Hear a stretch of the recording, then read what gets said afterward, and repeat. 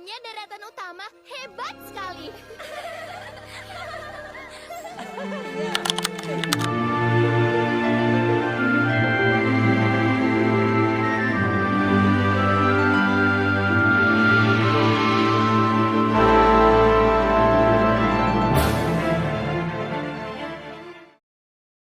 Halo anak-anak, apa kabar hari ini? Semoga semuanya sehat dan semangat belajar ya. Coba angkat tangan dulu siapa yang suka membaca cerita tentang putri, pahlawan, hewan yang bisa bicara gitu ya, atau petualangan seru. Coba angkat tangan ya. Nah, cerita-cerita seperti itu namanya cerita fiksi. Pada pembelajaran hari ini, kita akan belajar bersama tentang cerita fiksi mulai dari pengertiannya, ciri-ciri, jenis-jenis, struktur, hingga unsur-unsurnya. Nah, apa sih cerita fiksi itu? Jadi, cerita fiksi adalah cerita yang berasal dari imajinasi atau hayalan penulis dan tidak sepenuhnya terjadi di dunia nyata. Nah, penulis juga nih bebas menciptakan tokoh, peristiwa, dan latarnya sesuai dengan kreativitasnya.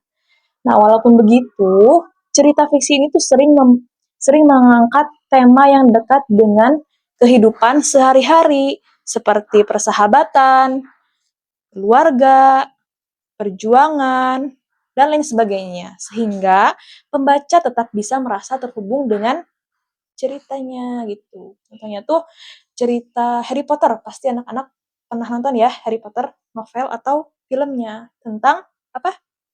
Ya betul, dunia sihir. Tapi konflik tentang persahabatan dan keberaniannya itu sangat dekat dengan kehidupan kita. Nah, lalu di sini ada ciri-ciri cerita fiksi.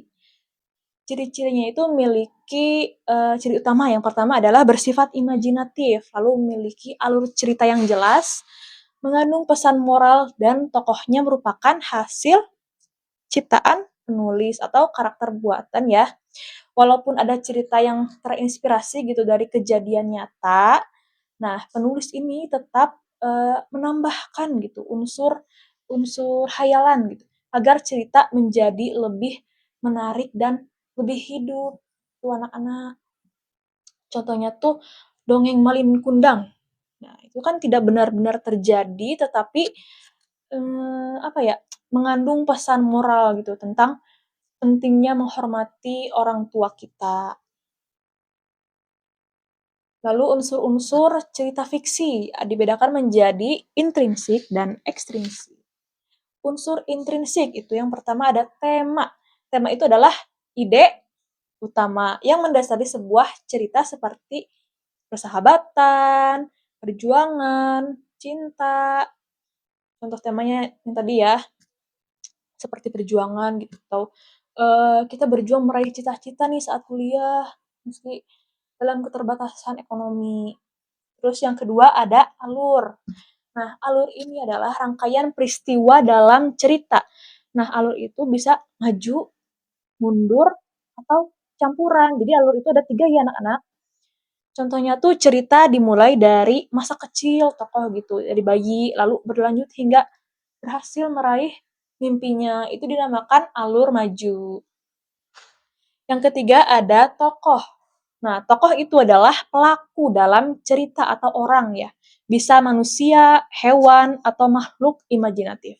Contohnya tuh tokoh utama yang bernama Dina. Nah, Dina ini adalah seorang siswi yang pantang menyerah gitu dalam cerita. Terus yang keempat ada latar.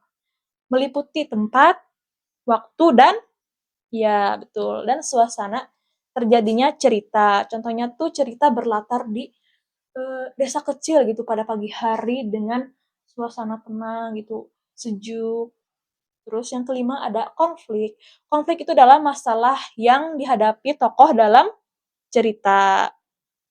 Contoh konfliknya itu apa ya?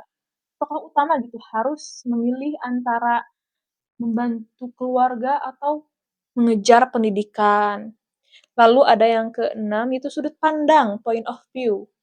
Nah, sudut pandang adalah cara penulis menyampaikan cerita gitu. Contohnya tuh, apa ya, cerita menggunakan sudut pandang orang pertama dengan kata aku. Lalu yang ketujuh ada percakapan. Nah, percakapan ini atau dialog digunakan untuk menghidupkan cerita dan menunjukkan karakter tokoh gitu percakapannya tuh. Contohnya tuh kan percakapan biasanya ada tanda petik ya, tanda petik dua. Aku tidak akan menyerah, kata Dina dengan suara gemetar. Yang kedua ada unsur ekstrinsik, berarti di luar ya. Kalau intrinsik dari dalam berarti X di luar. Unsur ekstrinsik itu adalah faktor dari luar cerita yang memengaruhi penulisan seperti latar belakang kehidupan penulisnya, kondisi sosial, budaya, dan zaman saat karya itu dibuat. Contohnya tuh apa ya? Cerita yang ditulis pada masa pandemi nih, pada masa Covid, pakai masker kita tuh ya. Banyak yang mengangkat tema kesepian dan perjuangan hidup. Lalu ada struktur cerita fiksi. Yang pertama ada pendahuluan. Bagian awal yang memperkenalkan tokoh dan latarnya. Jadi awalnya dulu pasti pendahuluan ya. Contohnya itu adalah Dina adalah siswi kelas 9 yang tinggal di desa nelayan. Lalu ada konflik. Nah, masalah ini tuh mulai muncul dan dialami tokoh. Contohnya tuh konflik Dina hampir putus sekolah karena keterbatasan biaya. Itu kan menjadi masalah ya. Lalu yang ketiga ada klimaks, yaitu puncak ketegangan dalam cerita. Contohnya itu seperti Dina harus memilih bekerja atau mengikuti ujian yang penting. Itu kan klimaks gitu, puncak dari sebuah masalah. Yang terakhir ada resolusi. Bagian akhir yang menunjukkan penyelesaian masalah. Seperti contohnya tuh, Dina mendapat beasiswa dan bisa melanjutkan sekolah. Lalu ada jenis-jenis cerita fiksi. Ada berapa? Ya, betul. Ada 4. Yang pertama ada novel, yaitu cerita fiksi panjang dengan alur dan tokoh yang kompleks. Nah, novel itu kan biasanya tebel-tebel ya. Contohnya tuh novel Laskar Pelangi, karya Andrea Hirata. Lalu ada cerpen. Nah, cerpen di sini tuh cerita pendek yang berfokus gitu pada satu peristiwa. Contohnya tuh seperti cerpen tentang persahabatan dua sahabat di sekolah. Atau kita juga kemarin kan bikin cerpen ya pas matkul fiksi gitu. Terus yang ketiga ada dongeng. Dongeng itu adalah cerita imajinatif yang mengandung pesan moral. Seperti contohnya tuh dongeng Timun Mas. Mungkin anak-anak udah pernah nonton gitu ya tentang Timun Mas ini. Yang terakhir ada fabel. Di mana fabel ini adalah cerita dengan tokoh hewan yang berperilaku seperti layaknya manusia gitu. Contohnya tuh seperti cerita kancil dan buaya. Nah, itu tadi pembahasan materi hari ini tentang cerita fiksi. Nah, kita sudah belajar pengertian, ciri-ciri, unsur intrinsik dan ekstrinsik, struktur cerita, serta jenis-jenis cerita fiksi. Nah, sekarang kalian sudah punya bekal untuk memahami, bahkan menganalisis gitu sebuah cerita fiksi dengan lebih mudah. Nah, setelah ini, coba kalian pilih satu cerita fiksi yang kalian suka. Bebas ya, mau novel, cerpen, dongeng, atau fabel. Lalu, coba tuliskan tema, tokoh, alur, dan pesan moralnya ya.